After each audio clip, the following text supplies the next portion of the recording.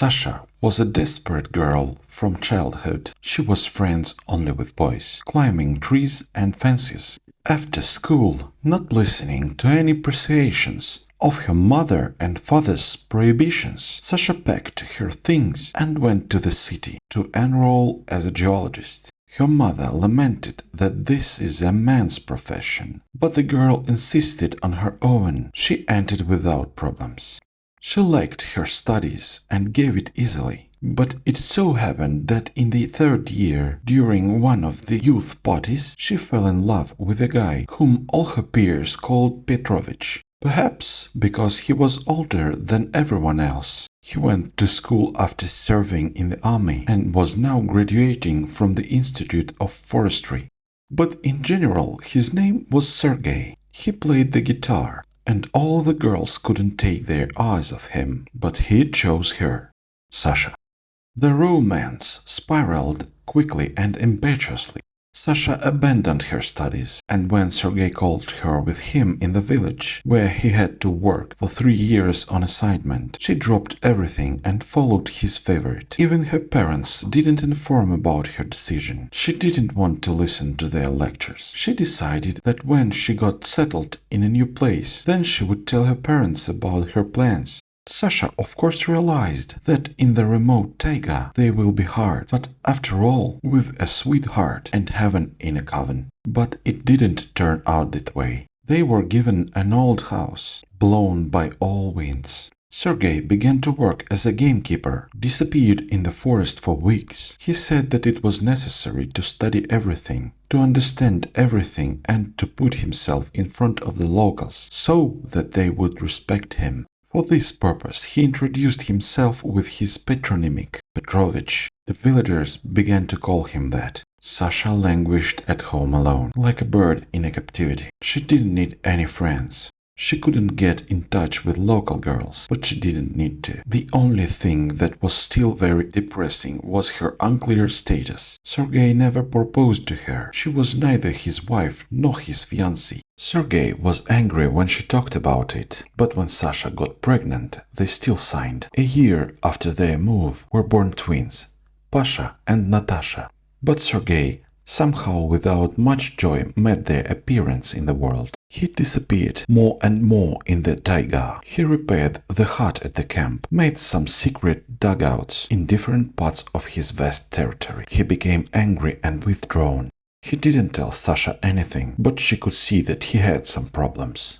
Sometimes he slipped out that he didn't like to entertain local officials and serve them at hunting. And this was starting to get into some sort of system. Nothing. Be patient, Sasha.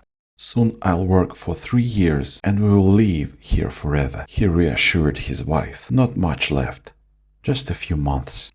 But there was no longer the same closeness and understanding between them as before. On another hunt with local officials, Petrovich accidentally killed a man, or maybe not accidentally. Sergei claimed that he was framed, punished for his stroppy character, but no one believed him. In general, gave the gamekeeper 4 years, and Sasha was left alone with children in the village. She refused to go to her parents, although they called her and offered her help. She got a job on a farm and began to raise her children and wait for her husband. Time passed quickly, and the children grew up too. One day Pashka found a crow in the forest. No one knows how it got there alone. He held the crow in his hands for a long time and looked at the trees. The raven cried out in fright, but there were no crows in the neighborhood. "Mom, what are we going to do with him?" shouted the boy. "We can't just throw him to the wild animals. Let's take it home." Sasha tried to instill in her children a love of nature and animals. They made a big cage for the crow, dug up worms, named him Saveli, and put him on the window. Over time, the shrieking crow grew into a decent raven. Saveli was not afraid of his neighbors. He often sat on the boy's shoulders and scampered around the kitchen. Sasha opened the cage, but the street didn't beckon Saveli. The crow flew into the nearest trees, but always returned to his window sill. So he began to live with them, but still occasionally visited the forest.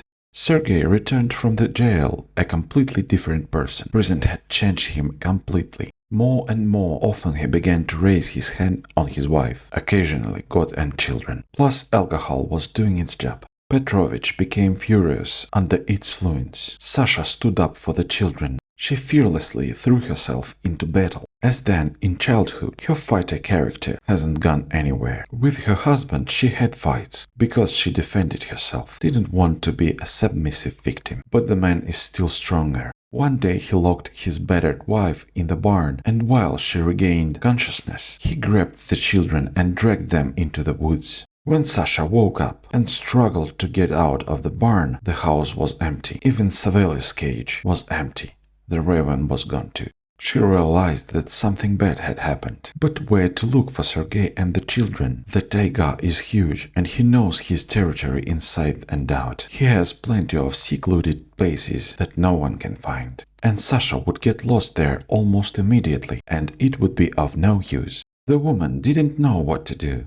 For some reason, she didn't dare to ask for help from the authorities, because he could be locked up again, but she still believed that everything could still be put right. She hoped that Sergei would change. She realized that he was taking revenge on her through the children, deliberately making unbearable pain. And what could happen to the children? Because their father was with them, he would protect them, and she waited, but they didn't come back. The next day, towards evening, Savely appeared in the yard. He brought something in his beak. It was the bow from Natasha's head. The mother's heart trembled, but she claimed herself. Perhaps it had just fallen off her daughter's head, and Savely had found it. Still, she hoped her husband would come home with the children. The next day, Savely brought a bottom from Pavlik's jacket. That's when Sasha panicked. The children are clearly sending her signs, so she followed the raven. 3 hours later, running through the forest, through ravines and thickets, she found them in one of the dugouts almost hidden from human eyes. The door was propped on the outside by a thick log. Through the broken window, Pasha gave Savely the things and told him to carry them to his mother. He hoped she would guess and find them. "Where's father?" Sasha asked